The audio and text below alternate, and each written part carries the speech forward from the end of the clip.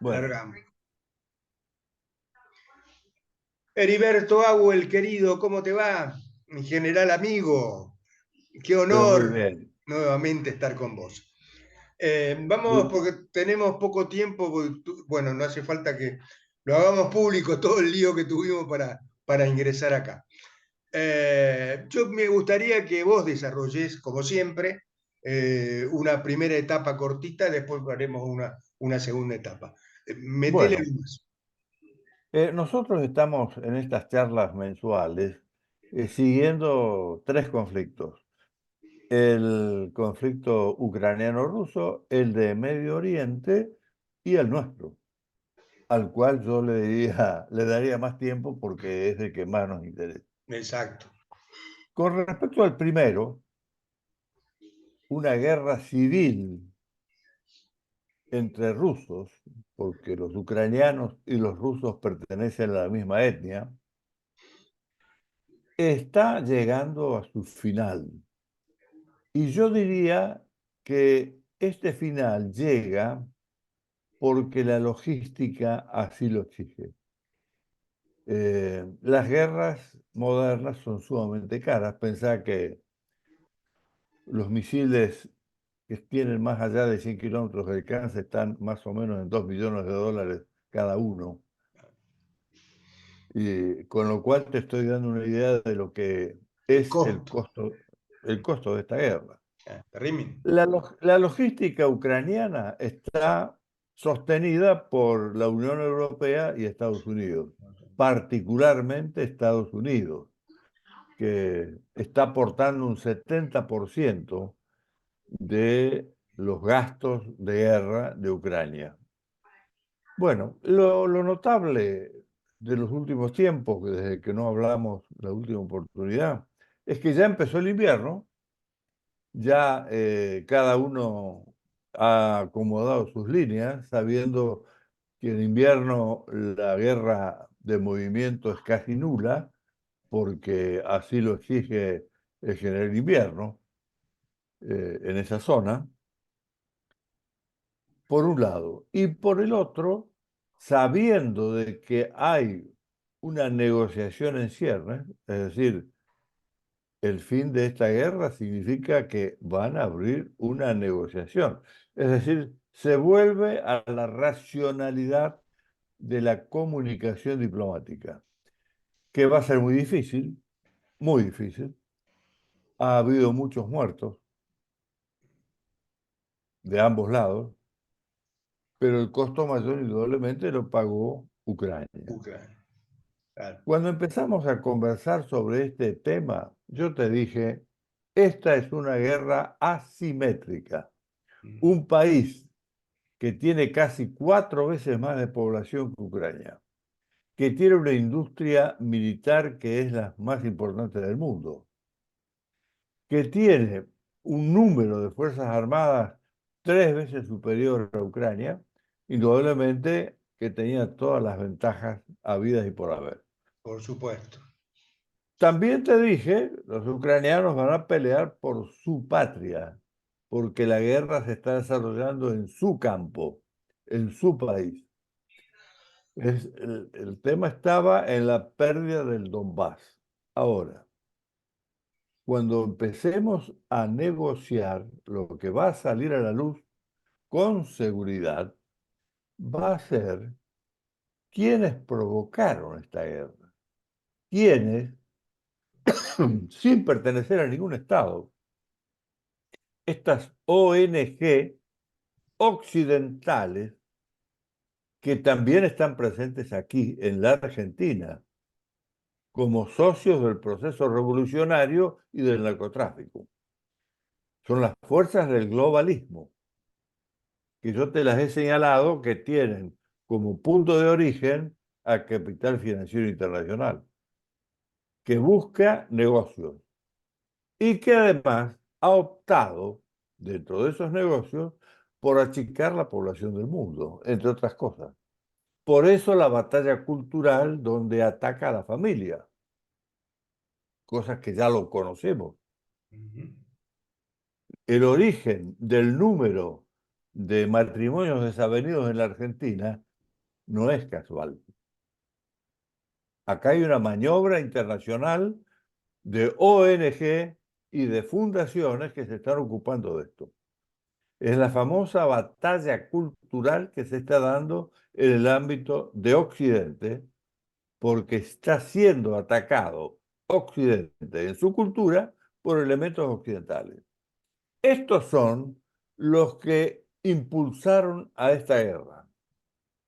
Son los que le dijeron a los ucranianos durante más de 2 décadas que tenían que luchar por el Donbass y mandaron ahí a elementos nacionalistas de extremos a incursionar con terrorismo.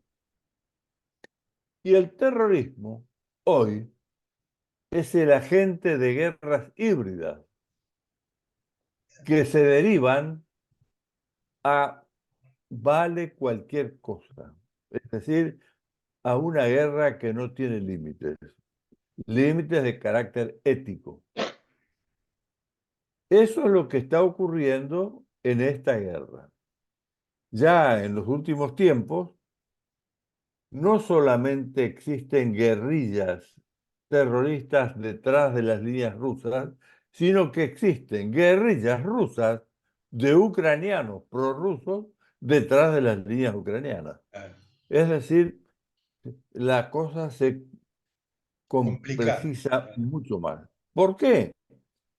Porque ataca a las sociedades, se sale de los teatros de operaciones militares y se ataca a las sociedades. Vos te das cuenta que la masacre que han hecho la artillería moderna, que tiene como elementos fundamentales a los misiles, han destrozado las líneas de comunicaciones, han destrozado las bases energéticas eléctricas, los ferrocarriles, las rutas, los puentes. Es decir, Ucrania es un país que hay que reconstruirlo de punta a punta, debido justamente al tipo de guerra que se pelea. Y aquí es donde van a empezar a pensar, ¿cómo empezó esto? ¿Cómo lo terminamos? ¿De dónde empezó? Y ahí vamos a encontrar que están estas fuerzas del globalismo, universalismo o progresismo, como se le llama acá, que están actuando detrás de la iniciación de este problema y luego de la presión que ejercen sobre gobiernos de carácter progresista, como es el gobierno Biden y como son algunos de los gobiernos europeos, no todos. Y ahí es donde están las voces desde Estados Unidos y de la Unión Europea que dicen, basta con la logística para Ucrania, que lo único que está logrando es masacrar ucranianos. Yo te decía que era una picadora de carne lo que, lo que estaba ocurriendo en la famosa contraofensiva, que no fue una contraofensiva que se intentó y no pudo avanzar. No. Y yo te lo decía porque observé que no en este invierno, en el invierno pasado, los rusos aprovecharon para profundizar a la posición defensiva. Tenían unos 20 kilómetros de profundidad. Es decir, que Posible de cruzar. permitía el ingreso de ciertas puntas de lanza ofensivas para luego cortarlas en su origen y masacrarlas adentro. ¿Qué es lo que ocurrió? Es lo que ocurrió. Razón por la cual se estabilizaron las líneas. Rusia no pretende ir más allá del Donbass, de Crimea y de Sebastopol. Y esa va a ser la base de negociación que se va a abrir en poco tiempo más. Probablemente como volvamos de vacaciones y volvamos a conversar, recordemos lo que hoy te digo, porque ya estarán comenzadas las negociaciones. Aquí debemos recordar que acaba de fallecer el hombre que predijo todo esto, que fue Kissinger. Ah, Kissinger lo advirtió hace años a los americanos. No le retuerzan la cola al león, no le manden guerrillas a, a los rusos parlantes del Donbass. Lo vio con claridad. ¿Por qué? Y porque Rusia no va a ceder esa frontera porque es hipersensible en sus fronteras. Es el país más grande del mundo, por sí, lo tanto tiene muy extensas fronteras, todas fronteras débiles. Y la frontera más débil es indudablemente la que está lindando con la NATO, que es la principal alianza militar mundial. Y esta gente, desde afuera de los estados, buscaba de que el nuevo gobierno que ellos habían llevado al poder a través de un golpe de Estado en Ucrania, el de Zelensky, pretendiera entrar no a la Unión Europea, sino a la NATO, que era el problema que no aceptaban los rusos, porque entonces la artillería occidental estaba al alcance de Moscú. ya, claro. Y esto complejiza enormemente la situación de los países bálticos y de países como Polonia, que tiene pretensiones de expansión. Están buscando una unión de los mares del norte con los mares calientes del sur a través de los países que están uniendo ese espacio. Es un tema geopolítico como lo tiene China, que también lo tiene a través de la propia Ucrania para alcanzar Europa a través de del camino de la seda y de la franja de la seda, que en este momento está paralizada por los problemas internos que tiene China y los problemas que también está buscando salvar, lo cual hace de que se esté recalentando la situación frente a Taiwán. Y por eso también hay en el lejano oriente otro foco de preocupaciones. Bueno, esto es lo que quería decirte con respecto a la situación de la guerra rusa-ucraniana. Ah, ok. Le faltaría agregar solamente por qué vino el presidente ucraniano a Buenos Aires, A la Argentina. a la Argentina. Estuvo Sí, pocas horas, pero vino porque sabía que el único presidente que podía apoyarlo realmente y que no estaba al lado de Rusia, como lo están los gobiernos que dependen del Foro de San Pablo, que son socialistas, como el gobierno ruso, básicamente Brasil, claro. y China, era la Argentina. Entonces vino a pedir que la Argentina se pusiera a la cabeza para apoyar las negociaciones que él sabe que vienen en estos primeros meses del año 24. Para eso vino Zelensky a Buenos Aires para hablar con Milei. Y Milei esto lo tiene muy claro, porque también tiene muy claro cuál es su soledad. Tiene solamente a Paraguay y Uruguay que podrían estar cerca de él.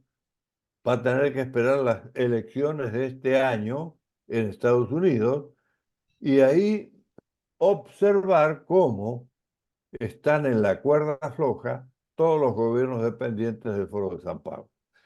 Pero eso también te lo agrego aquí, porque cuando hablemos del tema argentino, vamos a volver sobre el tema. Porque esos gobiernos socialistas del siglo XXI, que dependen del Foro de San Pablo y que están en la cuerda floja, tienen en este momento una gran preocupación por la situación argentina y no se están quedando quietos. No, seguro. Gran parte de las cosas que vos observás hoy en la Argentina con respecto a movimientos sociales, a movimientos sindicales y a acciones políticas en el Congreso responden al mandato del Foro de San Pablo sobre la posibilidad de que no termine su periodo el actual gobierno. Es decir, lo quieren atacar cuando está en soledad y está débil, porque no tiene gran representación en las provincias territorial ni tampoco en el Congreso. En Congreso. Dejémoslo ahí. Y pasamos a otro tema, al tema de Medio Oriente. Uh, El tema de Medio Oriente, para los argentinos, yo diría, ha sido un fenómeno extraño. Muchos de los argentinos que se rasgaron las vestiduras por el terrorismo no vieron nunca el terrorismo en la Argentina y lo vienen a descubrir en Medio Oriente. Lo cual no vino mal para que recordaran que acá ocurrió lo mismo. El horror que se vivió en los kibbutz, el horror que se vivió en esa fiesta de chicos cerca de la frontera de Gaza, acá la vivimos también durante 10 años. sí, seguro. Este es el tema, sobre lo cual se echó un manto de olvido y sobre lo cual, te agrego, ha habido últimamente hechos gravísimos. Por ejemplo, que un ex jefe de Estado Mayor públicamente en Infobae dé una entrevista y niegue de que haya sido una guerra contrarrevolucionaria la que peleamos durante 15 años. Esto es lo grave que se Sí, deduce de pero todo porque esto. además, perdóname, pero se creó todo un relato falso en relación a esto, desde todos los Exactamente. niveles. La palabra la has dicho en este momento. Relato. Relato. No es historia.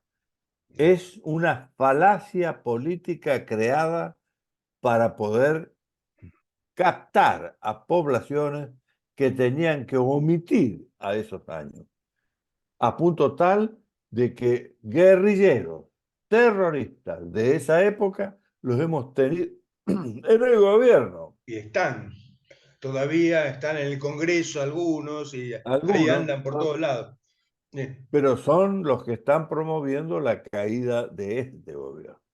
Bueno, eso es una consecuencia local de lo que ha hecho el Hamas en Israel.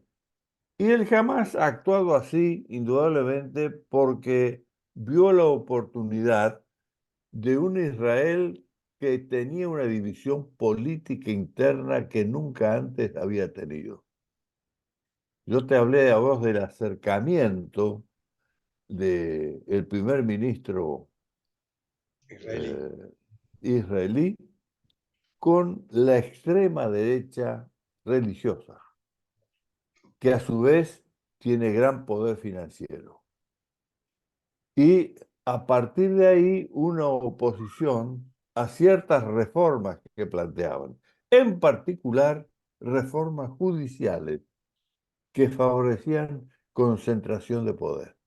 Y ahí reacciona el electorado israelí. Esto afectó a las Fuerzas Armadas y aprovechando esta distracción, la preparación del Hamas, elemento terrorista bancado por Irán, Irán, claro, al que, principio. que disputa la hegemonía de Medio Oriente con Israel, razón por la cual busca el artefacto nuclear, lanza esta operación. Pero hay que tener en cuenta que el Hamas, que está compuesto por palestinos, prácticamente va a ser destruido, aniquilado por las operaciones en curso dentro de Gaza. Y esto, Harari, que es un intelectual israelí, que vive en un kibutz, en un moshav, cerca de Jerusalén, le advirtió al primer ministro, que nunca el terrorismo va realmente a triunfar sobre un Estado como Israel, pero que sí el equívoco del gobierno que ataca a ese o contraataca a ese enemigo terrorista puede ser el que pierda. Es decir, algo parecido a lo que pasó acá.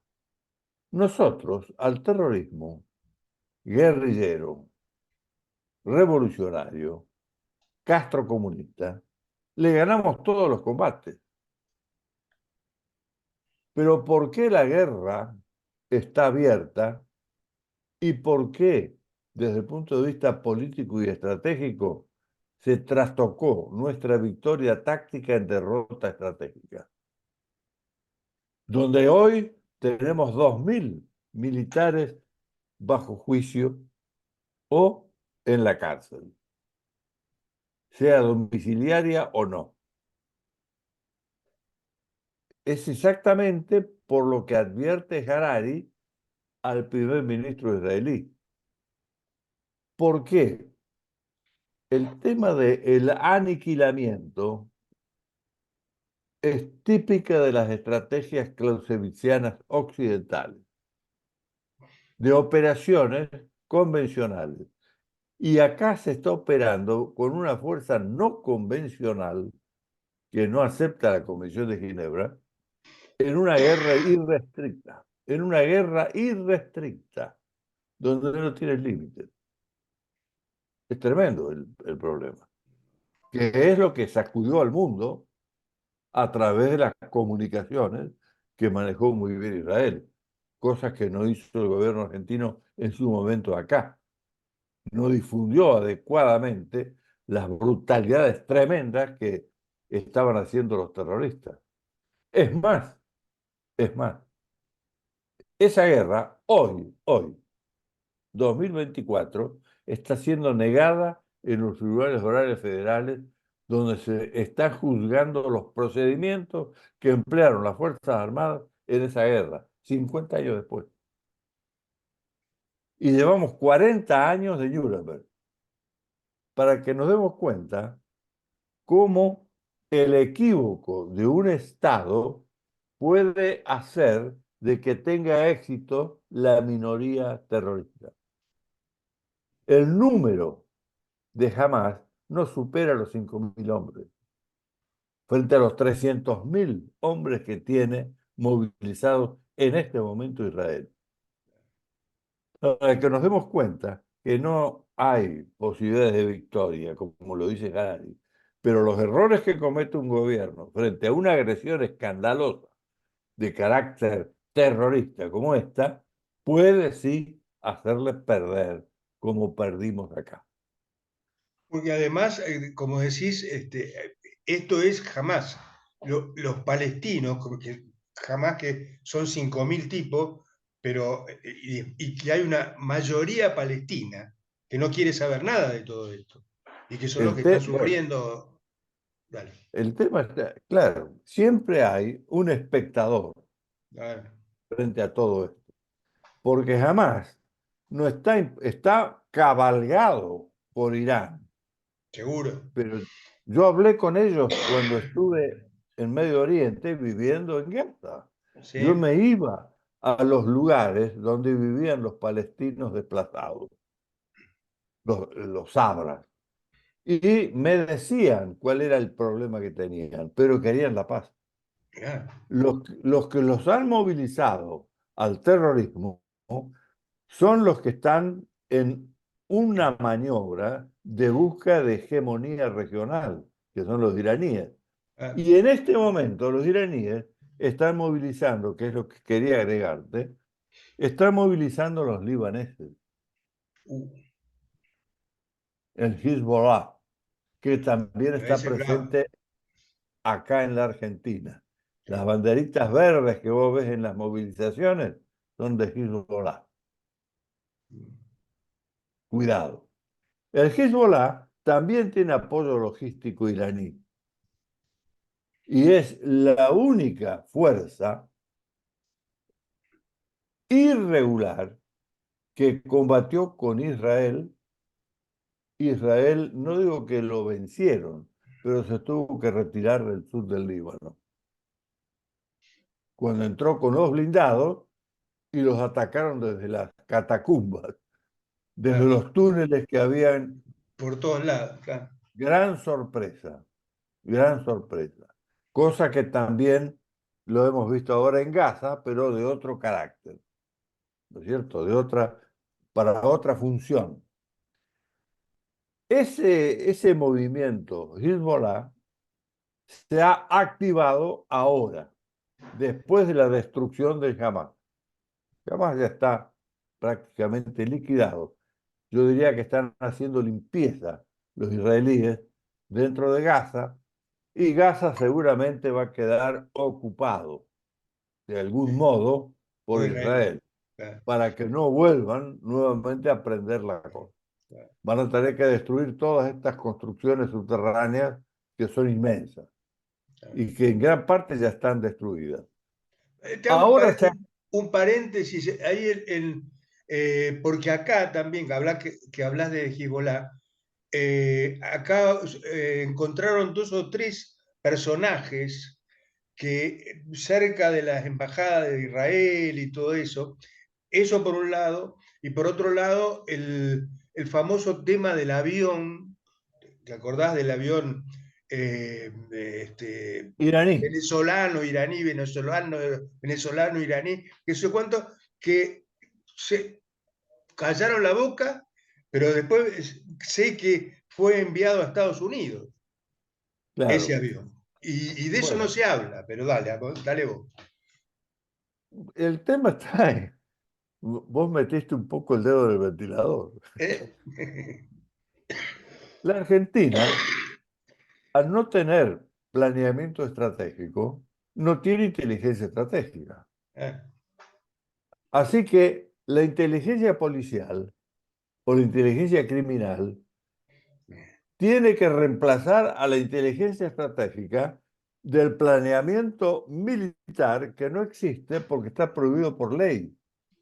está, Es decir, los, los muchachos de la revolución, los terroristas nuestros, cuando cambian de cabalgadura y de vestuario, pasan del hard power al soft power, es decir, de las armas a la política, con el entrismo, y cabalgan sobre el primer gobierno, entre comillas, democrático, aprovechando que Alfonsín perteneció al PRT, tenía una hija en el ERP. y era Y ahí defensor, como abogado, era defensor de los. era defensor. Eso me lo contó personalmente él a mí en largas charlas a solas. Exacto. Así que es muy largo para comentar el Sí, tema. sí. Pero sí lo que quiero rescatar es que esa juventud de ese momento, que se llamaba Grupo Setúbal en su origen, allá en Santa Fe, con el Changuy Cáceres, y que después se transformó en la Coordinadora Radical, fueron aliados con la cafiradora de la provincia de Buenos Aires, donde estaban refugiados los desmontoneros. Y juntos, desde el Congreso, elaboraron las leyes de inseguridad que tiene hoy la Argentina. Eh, eh, Esas son las leyes que prohíben el planeamiento estratégico de las reales amenazas y disparate, sí. ponen a las Fuerzas Armadas en situación de observar solamente a las Fuerzas Armadas de los países vecinos. Es decir, en el mundo en ese momento, el 99% de las guerras son civiles, son guerras internas, como la que ocurre en Medio Oriente y la que ocurre Ucrania-Rusia, y la que hoy tenemos acá como estado de guerra, es decir, una guerra hibernada. ¿Por qué? Porque la actitud hostil del agresor revolucionario existe y te la comunican estos hombres de la orilla que los mandan al frente a decir, a este hay que colgarlo, a este hay que asesinarlo. los vamos a hacer Heriberto, pelota, vamos a ahí, salir de la ahí calle. se nos está acabando el tiempo. Vamos a cortar y luego continuamos, porque se nos va a cortar ahora. Tenés tanto para decir vos que realmente sos un fenómeno. Y me están llamando y me piden, todo el mundo me dice, ¿cuándo hace con Heriberto? ¿Cuándo está con Heriberto? ¿Cuándo está? El general Agüel, perdón, Heriberto no dice. El general Agüel. Lo queremos al general Agüel. Y bueno. Bueno, Y, ¿sabés lo que pasa? Lo